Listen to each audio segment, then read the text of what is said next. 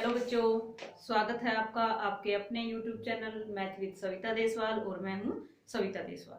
बेटे आज हम इस वीडियो में करेंगे कक्षा 8 प्रश्नावली 2.4 प्रश्न नंबर 6 से 10 तक, क्योंकि प्रश्न नंबर 1 से 5 तक हम पिछली वीडियो में सॉल्व कर चुके हैं। तो देखते हैं बेटा प्रश्नावली 2.4 का क्वेश्चन नंबर 6। इसमें ये क्या कहता है, महुली गांव में एक तंग आयताकार भूखंड विद्यालय बनाने के लिए सुरक्षित है।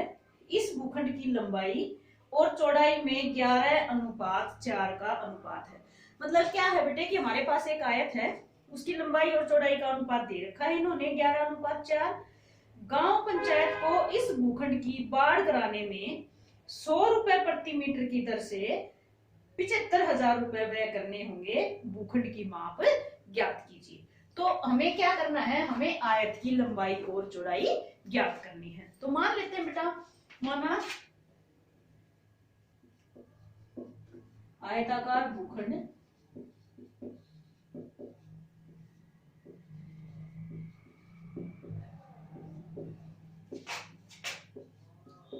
भूखंड की लंबाई जो है वो 11x मान लेते हैं और चौड़ाई जो है वो हम अनुपात दे रखा था इन्होंने 11:4। तो चौड़ाई मान लेते हैं हम 4x।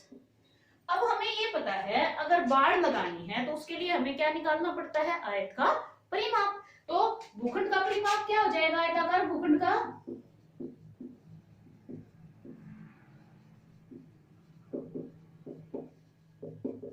अब परिमाप का जो फॉर्मूला होता है बेटे वो हमारे पास क्या होता है, परिमाप का फॉर्मूला 2 गुना लंबाई जमा चौड़ाई। ये हमारे पास परिमाप का फॉर्मूला होता है।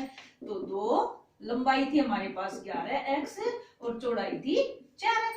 ये हमारे पास परिमाप आ गया, यानी 2 11 और 4 15x हो जाएंगे। तो 2 के साथ 15x को गुना करेंगे तो हमारे पास आ जाता है 30x। अब इन्होंने कह रखा है कि इस भूखंड की बाढ़ करने में 100 रुपए प्रति मीटर की दर से, तो 1 मीटर का खर्च मान लेते हैं बेटा, दे रखा है इन्होंने ना 1 मीटर पर बाढ़ लगाने का खर्च।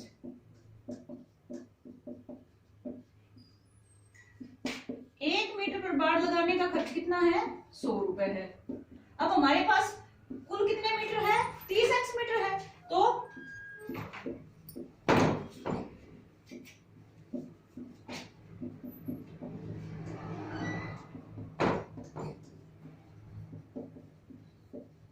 तो 30x पर खर्च कितना हो जाएगा, 100 गुना में 30x, यानी कि 3000x। ये हमारा बाढ़ लगाने का टोटल खर्च आता है। लेकिन इन्होंने खर्च कितना दे रखा है, 75,000 रुपए। तो अकॉर्डिंग टू क्वेश्चन कह लो या प्रश्न अनुसार कितना हो जाएगा, 3000x बराबर हो जाएगा 75,000 रुपए। तो x का मान कितना आ जाएगा बेटे, 75,000। और क्योंकि ये 3000 इधर x के साथ गुना है तो जब दाईं तरफ जाएगा तो ये 3000 कहाँ चला जाएगा, इसके बटे में चला जाएगा। 3 0 से 3 0 कट जाएंगी, 3 एकम 3, 3 दूनी 6 और 3 पंजे 15। तो x का मान कितना आ जाता है बेटे, 25 आ जाता है। और x कहाँ रखेंगे, x का मान हमें तो लंबाई और चौड़ाई ज्ञात करनी थी ना। तो भूखंड की लंबाई कितनी हो जाएगी, भूखंड की लंबाई हो जाएगी 11 गुना में 25। तो 11 पंजे 55, 5 11 दूनी 22 और 5 27, यानी 275 मीटर तो इसकी लंबाई हो जाएगी। और चौड़ाई कितनी हो जाएगी, 4 गुना में 25, यानी 25 और 4 की गुना करेंगे तो 100 मीटर। तो भूखंड की लंबाई 275 मीटर और चौड़ाई 100 मीटर आ जाएगी। अब चलते हैं नेक्स्ट क्वेश्चन की तरफ।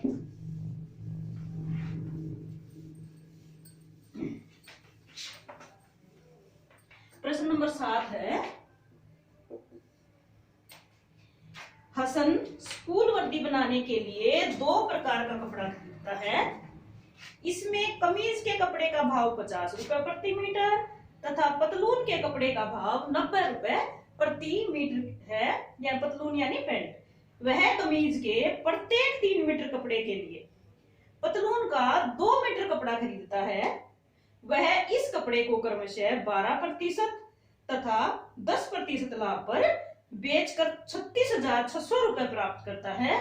उसने पतलून के लिए कितना कपड़ा खरीदा था। अब क्योंकि बेटा ये एक तरह से अनुपात ही दे दिया इसने कि कपड़े पतलून और कमीज के कपड़े का अनुपात क्या हो जाएगा, कमीज का अगर वो 3 मीटर खरीदता है तो पतलून का 2 मीटर खरीदता है, तो इसका मतलब कमीज के कपड़े की लंबाई और पतलून के कपड़े की लंबाई का अनुपात जो है वो 3:2 हो जाएगा। तो हम मान लेते हैं कि वह कमीज के लिए कितना कपड़ा खरीदता है, हसन जो है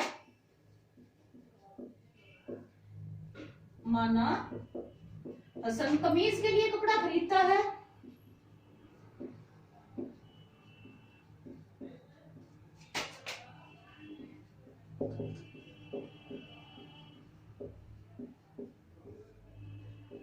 एक्स मीटर। कितने एक्स मीटर, अनुपात क्या था, कमीज का 3 था ना, तो 3 एक्स मीटर, 3 एक्स मीटर। और मान लेते हैं कि हसन जो है पतलून के लिए कितना खरीदता है, 2 एक्स मीटर। अब ये क्या कहता है कि कमीज के कपड़े का भाव है 50 रुपए प्रति मीटर, तो कमीज के भाव का कुल मूल्य कितना हो जाएगा, कमीज के कपड़े का कुल मूल्य, अगर वो 1 मीटर कपड़ा खरीदता तो 50 रुपए लगते।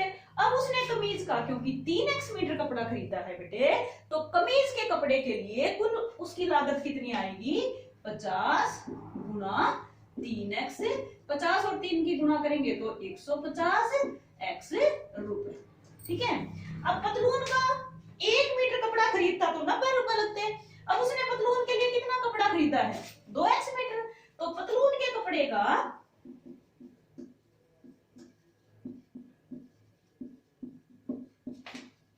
कुल मूल्य कितना हो जाएगा,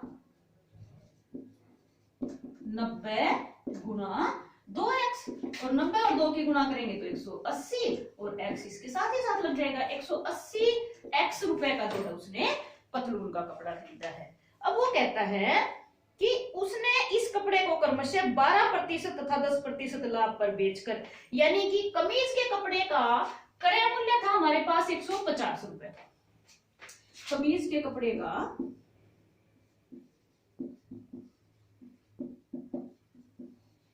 क्रय मूल्य कितना था भाई 150, लाभ कितना था 12%, तो विक्रय मूल्य क्या हो जाएगा, विक्रय मूल्य क्या हो जाएगा, क्रय मूल्य गुणा में 100 जमा में लाभ प्रतिशत और बटे में 100।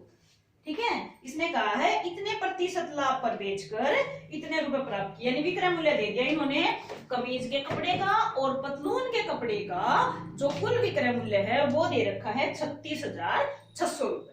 तो पहले हम क्या करेंगे, कमीज के कपड़े का विक्रय मूल्य निकालेंगे, और अगर हमारे पास क्रय मूल्य और लाभ प्रतिशत होते हैं तो विक्रय मूल्य का फार्मूला क्या होता है, क्रय मूल्य गुणा 100 जमा लाभ प्रतिशत बटे में 100। तो कितना आ जाएगा, क्या आ जाएगा 150 गुणा 112 और बटे में 100। 0 से 0 कट गई, 5 तिये 15, 5 दूनी 10, 2 से कट करेंगे 2 पंजे 10 और 2 छिके 12, तो ये आ जाएगा बेटा 3 छिके 18, 1 असल हो गया, 3 पंजे 15 और 116, 150 x भी तो था इसके साथ, x यूं का यूं रहेगा, 168 x जो है वो हमारा क्या आ गया, कमीज का विक्रय मूल्य। ठीक है, कमीज के कपड़े का जो विक्रय मूल्य था। अब हम निकालेंगे पतलून के कपड़े का।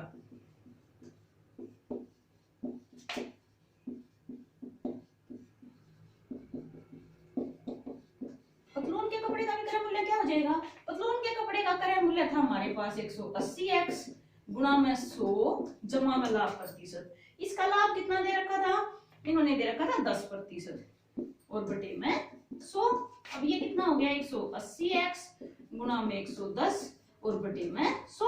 0 से 0 कट गई और 0 से 0, 18 और 11 की गुणा करेंगे तो 18 एकम 18, 1 असल हो जाएगा, फिर 18 एकम 18 और 1 19, 198x। 198x जो है वो पतलून के कपड़े का विक्रय मूल्य आ गया। अब शर्त क्या है कि इन दोनों के विक्रय मूल्य को जोड़ें तो वो कितना आता है, 36,600 रुपए आता है। रख देते हैं बेटा। अकॉर्डिंग टू क्वेश्चन क्या कहता है ये कि अगर हम 168x और 198x को जोड़ें तो वो 36,600 के बराबर आता है। जोड़ देते हैं, 8 8 16 असल लग गया 1, 10 और 6 16 1, 1 और 1 2 और 1 असल के थे भाई, तो कितने हो गए 366। x बराबर है 36,600।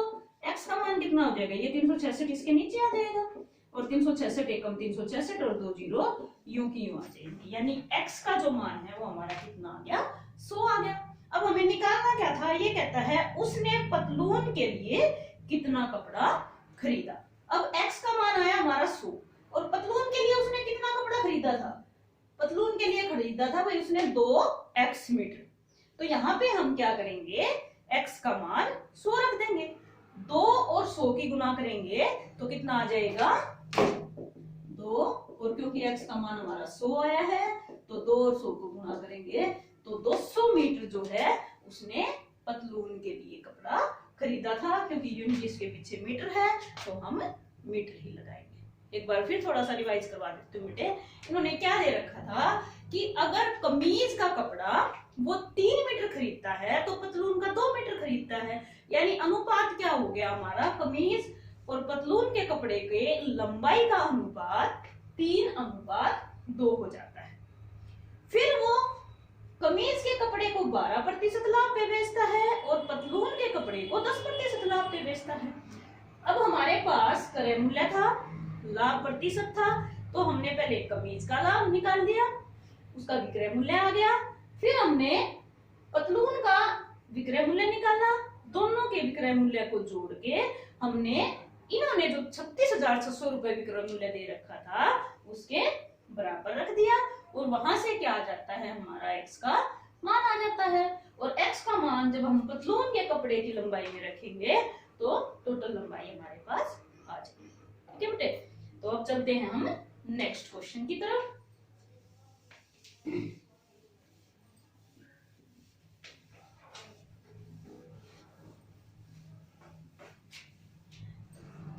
नेक्स्ट क्वेश्चन है क्वेश्चन नंबर 8।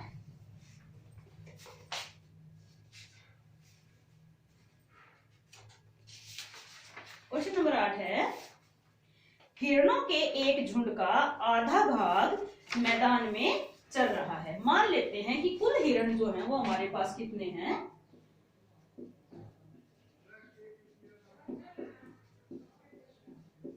कुल हिरणों की संख्या जो है उसको हम x मान लेते हैं।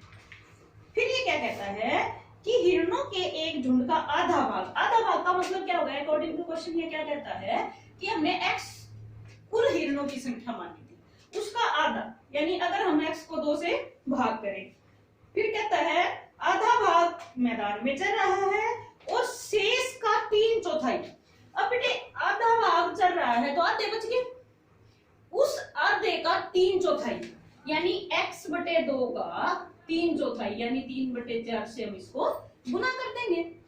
उसका 3/4 पड़ोस में ही खेल कूद रहा है, शेष बचे 9 हिरण। अब शेष कितने बच गए, 9 हिरण शेष बच गए।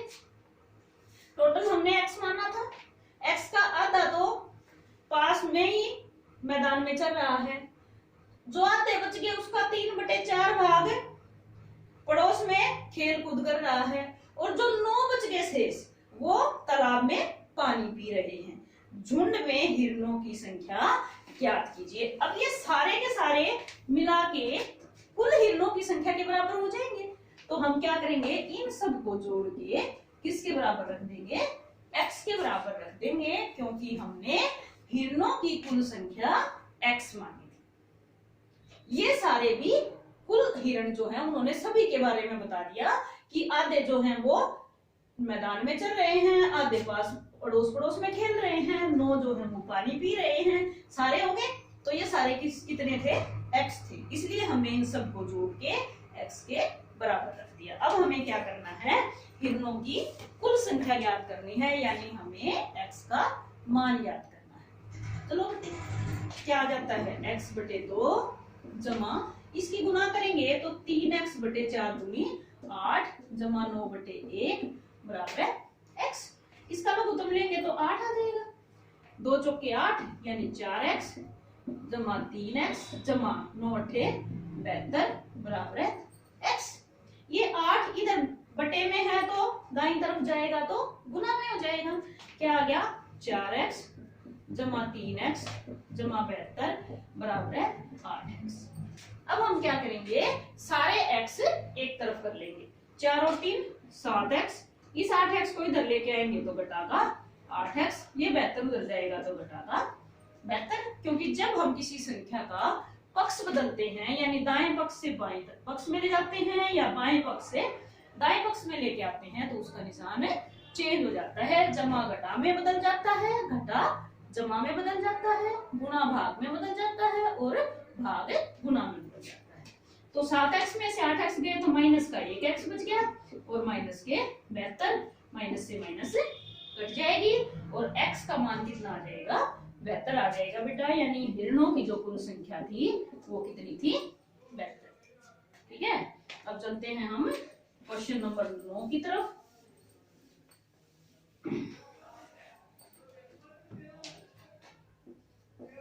क्वेश्चन नंबर 9 में क्या है, दादाजी की आयु अपनी पोतरी की आयु की 10 गुनी है। यदि उनकी आयु पोतरी की आयु से 54 वर्ष अधिक है तो उन दोनों की आयु ज्ञात कीजिए। मान लेते हैं, पहले पोतरी की मान लेते हैं।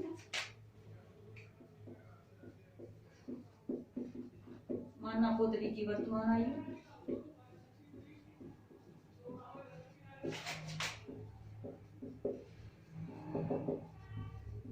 अगर पोतरी की वर्तमान आयु x वर्ष है तो ये कहता है कि दादाजी की आयु अपनी पोतरी की आयु की 10 गुनी है। तो दादाजी की आयु कितनी हो जाएगी,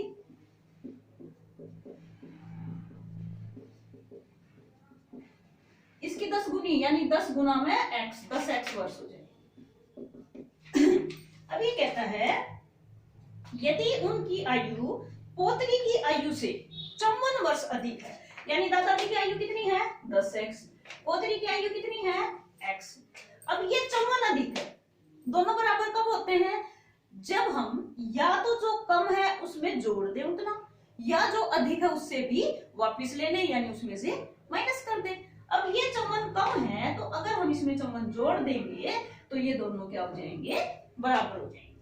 तो क्या आ जाएगा बेटा 10x, इस x को इस तरफ लेके आएंगे माइनस का x बराबर है 54, 10x में से एक x गए 9x बराबर है 54 और x बराबर है 54 बटे 9 और x का मान कितना आ गया 9 छिके 54, तो x का मान आ गया हमारे पास 6 और x किसकी आयु थी पोतरी की आयु थी।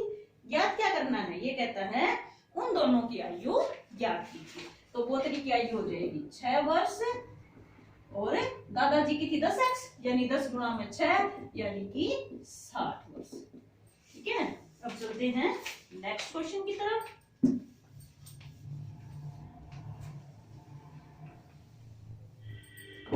प्रश्न नंबर 10 है बेटे,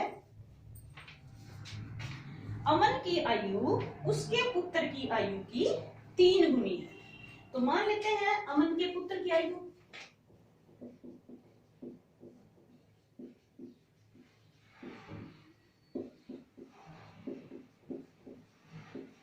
पुत्र की वर्तमान आयु